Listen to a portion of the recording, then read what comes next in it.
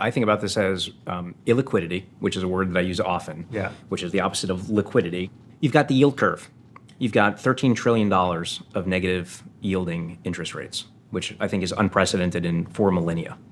You've got an enormous amount of people that in the US, I think 60% of buyers of government debt are retail, which is about double what it was, a few years ago. And by the way, that $13 trillion of negative yielding debt was 0 5 years ago. Yeah. So people are pushed out on the yield curve. You have a lot of people that are saying, because of the aging population. Aging population, and what do people historically do? The narrative is, let me buy debt. Typically the percentage of my portfolio that should be allocated to fixed income should be roughly proportionate to my age. So you're 60-year-old, you got 60+% in debt, fixed income, 40% maybe in equities, in mutual funds. The portion that's in debt is at record low historic yields. So you had $1 million or $2 million in savings as a retiree, and you were making $50,000 or $60,000 a year. Now you're making 10. So what do? You go out on the yield curve.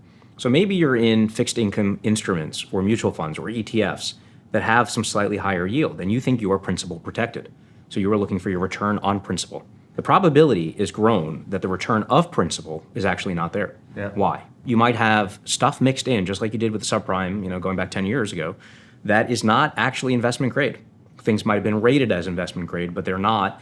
And all of a sudden you see a 10% decline. And you see this in Europe. This is happening now, H2O, a ironically named, completely illiquid. I think the private portion of this was 9% of assets that they had marked at NAV, and then it dropped down to 2%, which means probably it's really 50 basis points.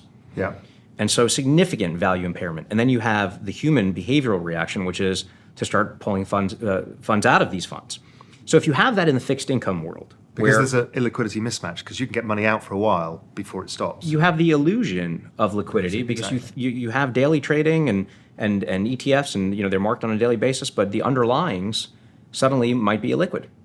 And so I think that there's a real risk of permanent impairment, which is the true measure of risk of principal. So if that happens and retirees start saying, wait a second, you know what, let me go to cash. Let me get out of these bond funds that I thought was safe. That creates a problem. Well, they also might need to sell out of equity funds. Now, in both asset classes, you've had a shift from active to passive. So I actually think it's a great time probably for active managers who can actually do security selection and determine, because the simple algorithm for all of these things was dollar in, buy. And now it's going to be dollar out, sell, which means some of the good stuff is going to be sold indiscriminately. Mm-hmm. So people are pushed out on the yield curve. They're taking more and more illiquidity risk, and they don't realize it. Now, you think about who the marginal buyer is. On the equity side, you've also had record amount of corporations that are buying back stock. The last time that corporate buybacks eclipsed corporate CapEx was 2008, 10 years ago. Mm-hmm. And that's happening again now. And that was right before crisis and then hitting the March 2009 lows. Now, are we in a setup for history repeating if it doesn't rhyme? I don't know. But it's certainly peak valuations that you've seen over the past 10 years. And you'd argue, well, relative to interest rates, you've got S&P yield at 4.6%, 10-year at 2%. Maybe the value's there, maybe it's not. But then you look at the illiquid side, and not just on the bonds and not just on equities and people selling, but my world, which is venture capital. Exactly. And here you have a marginal buyer on the public equities who maybe was the corporation buying back its own stock. Yeah. In my world, the marginal buyer is two kinds. One, you've got SoftBank, which is setting a irrational price. They have an enormous amount of money to put to work and have put to work, pricing up their own stock. And we've talked on Real Vision before about this in the past with Mike. And so I think that they have created irrational comps that other people have referenced to that have set artificially high prices that are almost equivalent to leverage, because a 10% or 20% down round wipes out everybody in that capital structure stack. The second thing that I think you have is looking at some of the marginal buyers, which were foreigners. Now, if you take life sciences and biotech, a year ago you had about $1.6 billion, $1.7 billion of Chinese money that went into U.S. biotech companies, out of a total of about $20 billion of life science money that went in. First 6 months of this year, you have about $700 million. So about half, $1 billion of capital that, compared to last year, is not there. So suddenly, VCs are looking around and saying, okay, who's going to be pricing up my Series B, C, D pre-IPO rounds? You have a handful of people who potentially are bag holders. Maybe these are the Bailey Giffords or the Fidelities that are doing these pre-IPO rounds. Why are they doing that? Because the returns were in the pre-IPO financings. But then you look at the pre-IPO companies that are now going IPO. So Uber and Lyft and potentially WeWork. these are the darling unicorns, and many of these have not held up well. Some have. Zoom has done very well. Others have been disasters. But you look again at SoftBank and you say, okay, they've got these illiquid stakes through the Vision Fund.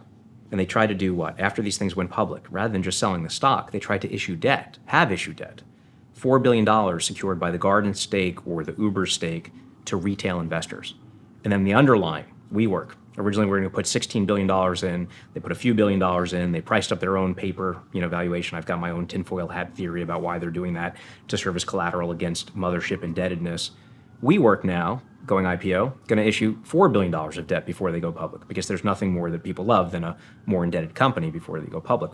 Now, the biggest counter is people will say, well, compare this moment to the 2000 bubble when you had all these, phony valuations.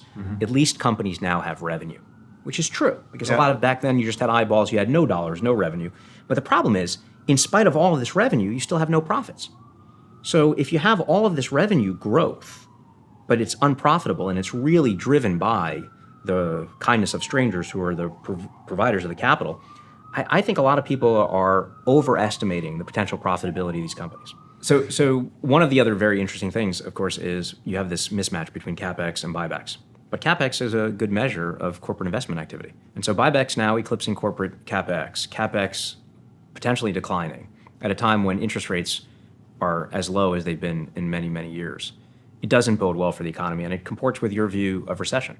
It also comports with your view, which I think is an excellent one, of real volatility and risk amongst the European banks.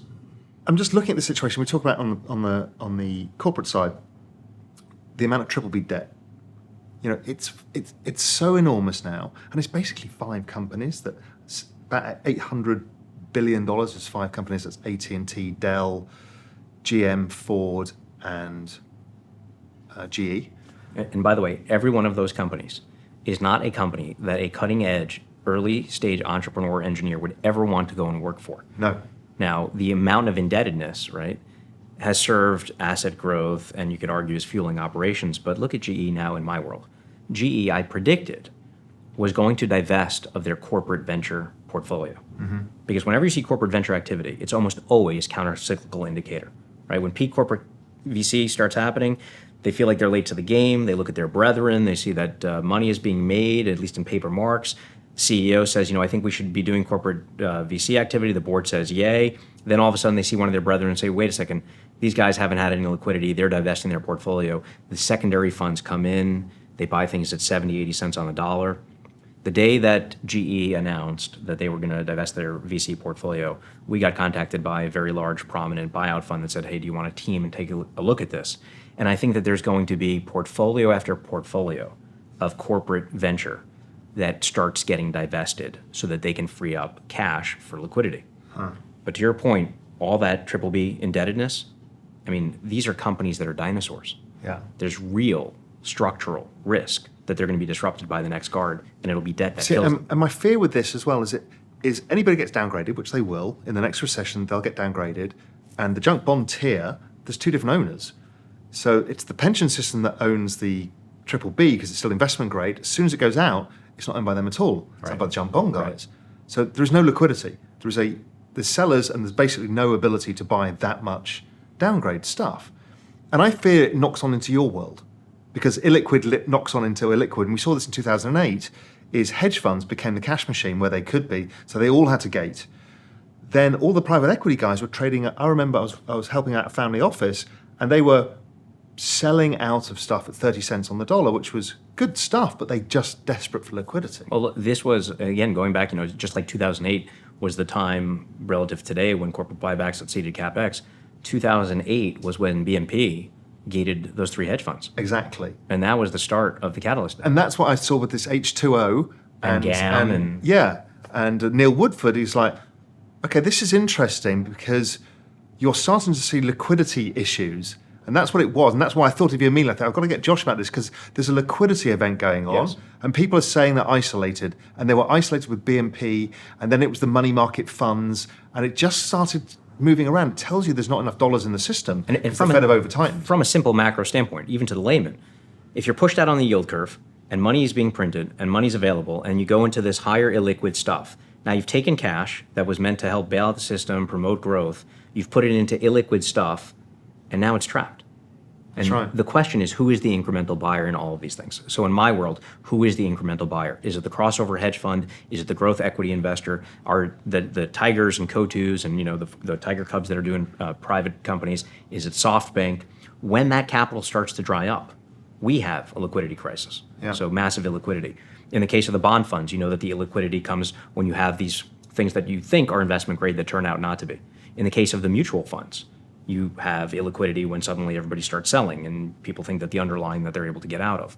So I agree with you. I think that this is a substantially underreported, underrecognized risk.